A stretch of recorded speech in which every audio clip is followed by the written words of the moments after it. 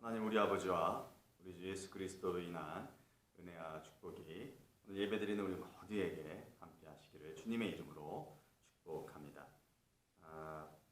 복음서, 신약성경에 나오는 복음서는요, 예수님의 생애를 다루는 것이라 이렇게 말할 수 있습니다. 그래서 실제 책 제목 가운데에도 복음이라는 단어가 들어가죠. 그래서 우리가 익히 잘 아는 마태, 마가, 누가, 요한 복음을 사복음서 이렇게라고 말을 합니다. 거기에서 좀 더 깊이 들어가면 공간 복음서라고 하는 것들도 있습니다. 그러니까 마태, 마가, 누가 같은 관점으로 복음서를 썼다 이렇게 이해를 하죠. 어떻게 같은 관점을 썼을까? 이 세 복음서 마태, 마가, 누가 복음이 제일 먼저 쓰여졌다고 학자들이 말을 하고요. 마태나 누가가 마가 복음을 기초로 해서 각자의 공동체에 맞게끔 썼다라고 말을 합니다. 그래서 같은 관점이 보여진다 이렇게 이야기를 하죠. 오늘 이 마가복음서에서는요, 이 복음서가 어떤 것을 다룰지 알려주고 있습니다. 1절 말씀을 보니까요, 하나님의 아들 예수 그리스도의 복음의 시작이라 이렇게 이야기를 하고 있습니다.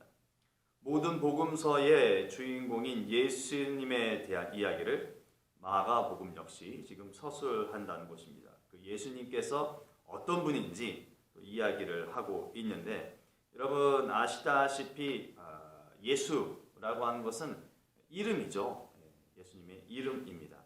마태복음 1장 21절에 태어난 아이의 이름을 예수라라 이렇게 천사가 통해서 알려주죠. 하나님은 구원이시다라고 하는 뜻, 예수님의 이름입니다. 그 이름이 어떤 역할을 하는지, 그러니까 예수님께서 어떤 역할을 해주시는지를 알려주는 것이 꾸미는 말, 하나님의 아들입니다. 그리고 예수 그리스도라고 불리울 때 그리스도가 예수다라고 하는 것을 알려주죠. 예수님께서 구원자임을 드러내주는 단어, 이 마가복음에서는 특별히 하나님의 아들 그리고 그리스도, 기름 부은 바 자라는 의미의 이 그리스도 이 단어가 있습니다. 어떤 분인지를 명확하게 지금 보여주고 있어요. 예수님께서 하나님의 아들이시고 예수님께서 그리스도이시다라는 사실, 이 마가복음을 통해서 분명히 기록하고 있듯이 생애를 살아가면서 우리가 굳건하게 이 부분을 믿고 살아갈 수 있었으면 좋겠습니다. 그런데 오늘 마가복음은 복음의 시작이다 이야기를 하고 있습니다. 예수님께서 곧 복음이다, 그리고 예수님으로 인해서 복음이 시작된다, 이 사실을 언급합니다.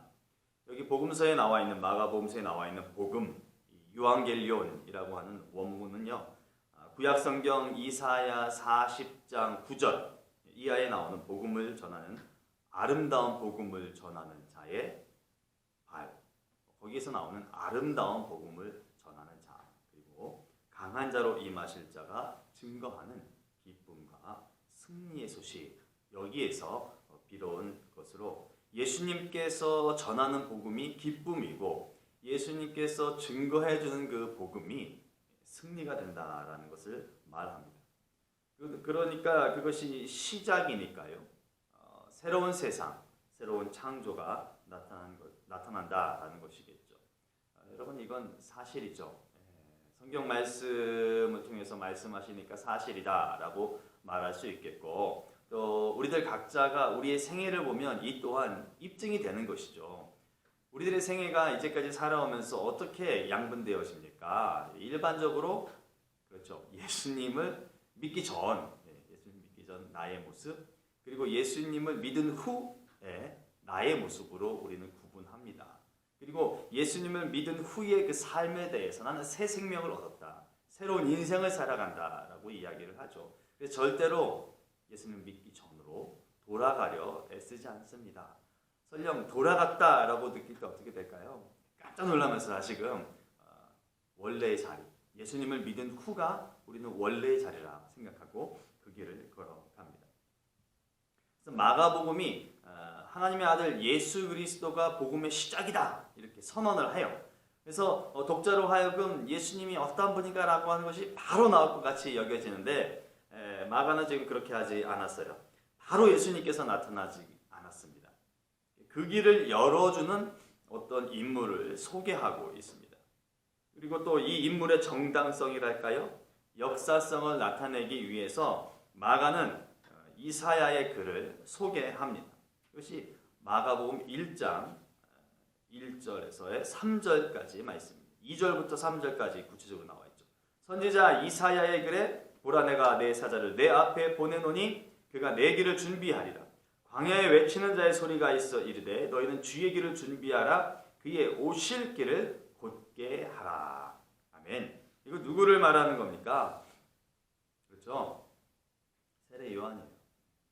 그래서 이 사람이 그냥 갑자기 튀어나온 사람이 아니다. 그냥 얼떨결에 그냥 예수님 나타났으니까 그 시대에 이 사람이 있을 것이다 라고 말하는 것이 아니다 라고 하는 것을 알려주는 것입니다.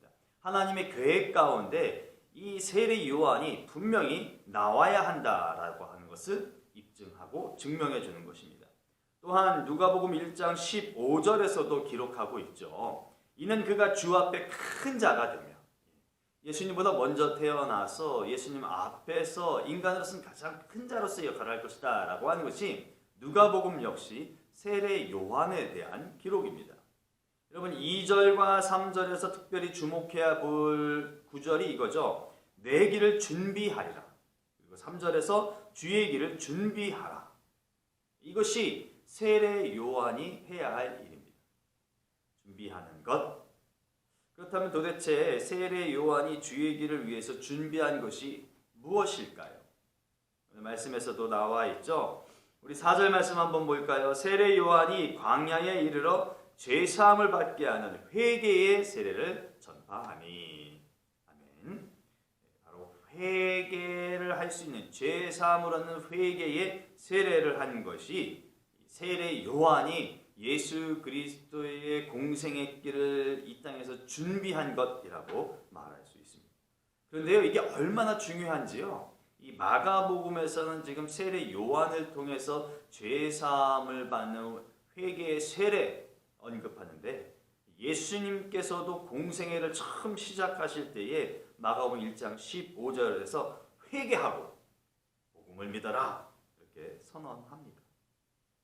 복음이 시작되면서 하나님께서 예수 그리스도 이 땅 가운데 보내주실 때에 거저 모든 이들에게 예수 그리스도를 영접하고 예수 그리스도를 참으로 받아들일 기회를 주신 것이 아니라 진정으로 회개하여 죄사함을 얻는 그들에게 복음이 들어갈 수 있는 길을 열어주셨다라고 하는 사실입니다.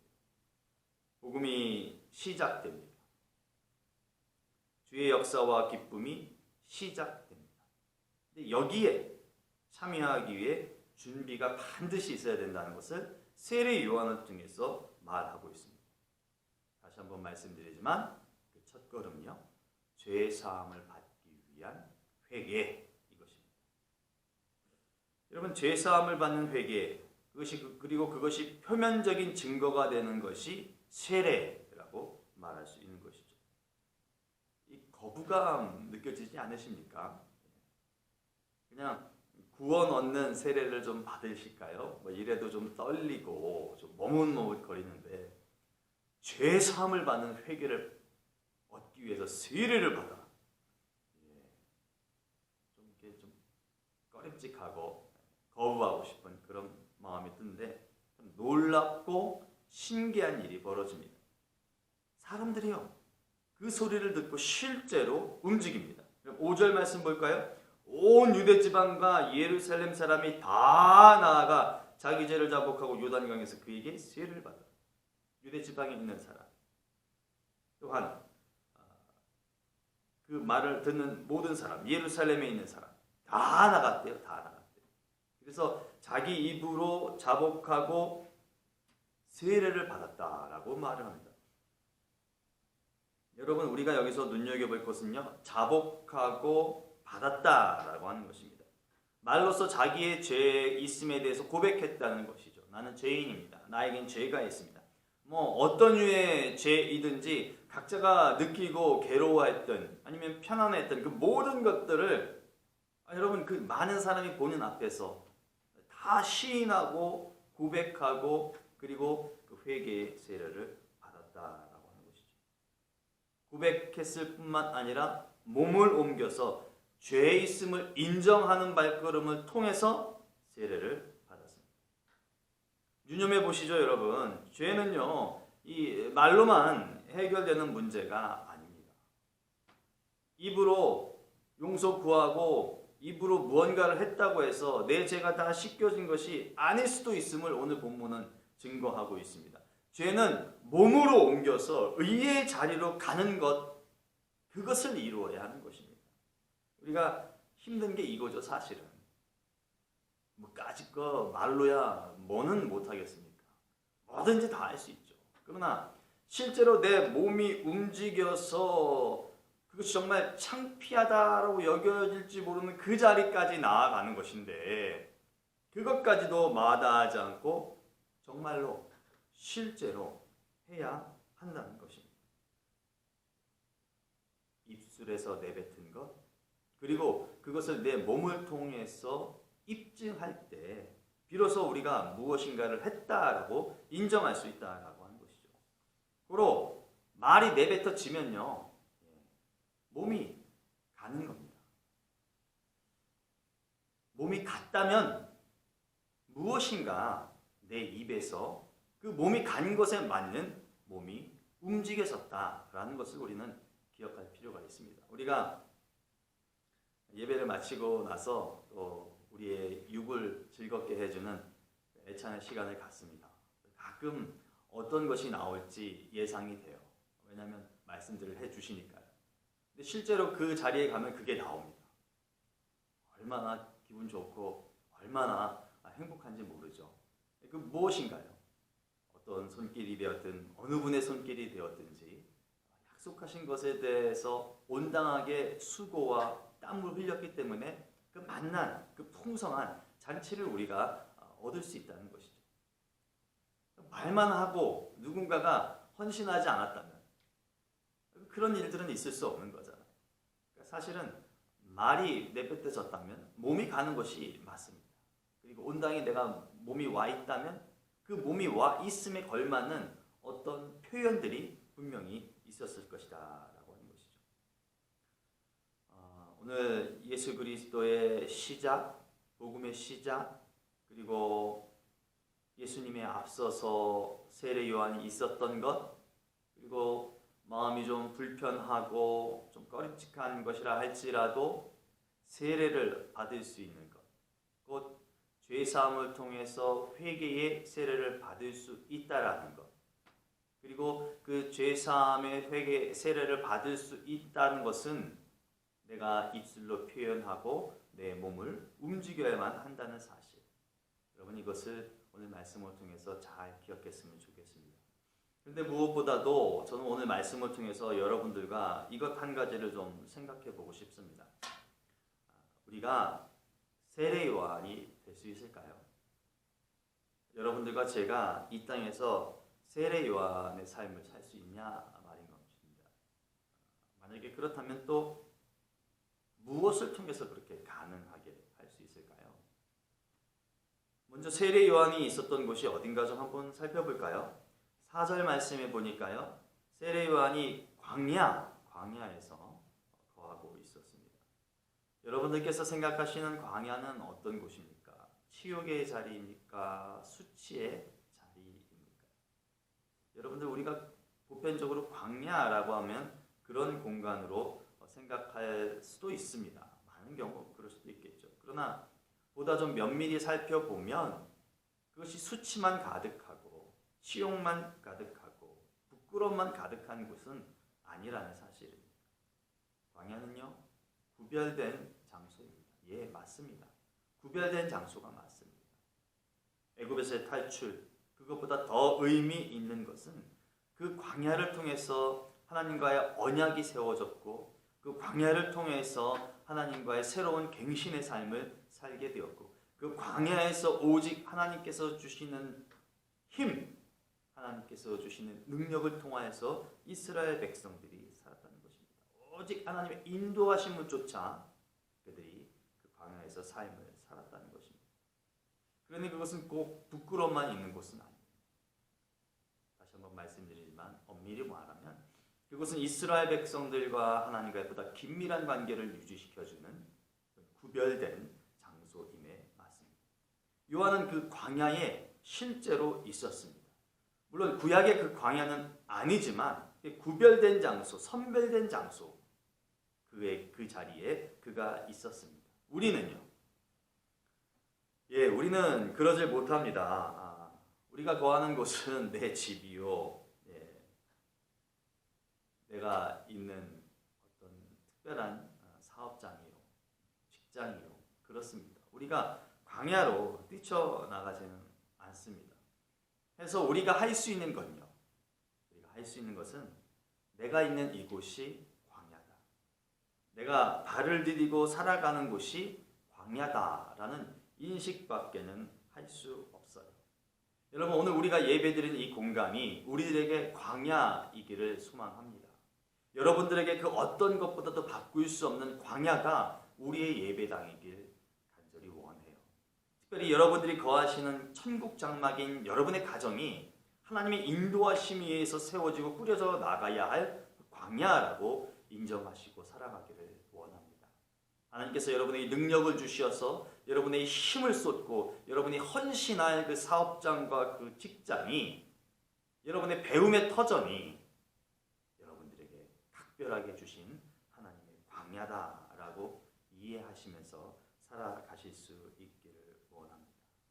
그래서 우리 스스로를 보호하고 말씀을 통해서 복음으로 악한 것들을 물리치고 그곳에서 온 땅이 하나님의 뜻을 펼쳐 나가기 위해서 몸부림치는 것, 그런 터전, 오늘 이 시대의 광야.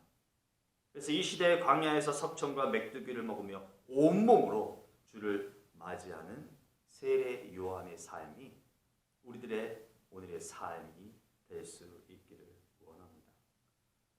여러분, 우리 모두가 우리의 삶이 그렇게 변화될 수 있기를 애쓸 수 있기를 바라요. 그러면서 한 가지 잊지 말고 해야 될 것이 무엇일까요? 예수님을 소개하는 것입니다.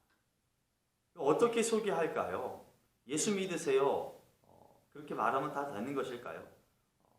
다 되는 것일 수도 있죠. 다 됐다고 말할 수도 있습니다. 오늘날 같은 시대에 어찌 예수 믿으세요 이 한마디를 하기가 그렇게 쉽던가요? 어렵죠. 그러나 보다 분명하게 해야 할 것은 무엇입니까? 복음의 증거입니다. 증인으로서의 삶을 통해서 예수 그리스도를 부단하게 나타내는 것이 무엇보다도 더 필요하겠죠. 왜냐? 제가 이 질문을 드리는 것이 오늘날에 우리가 세례 요한이 될 수 있겠느냐라는 것이었죠.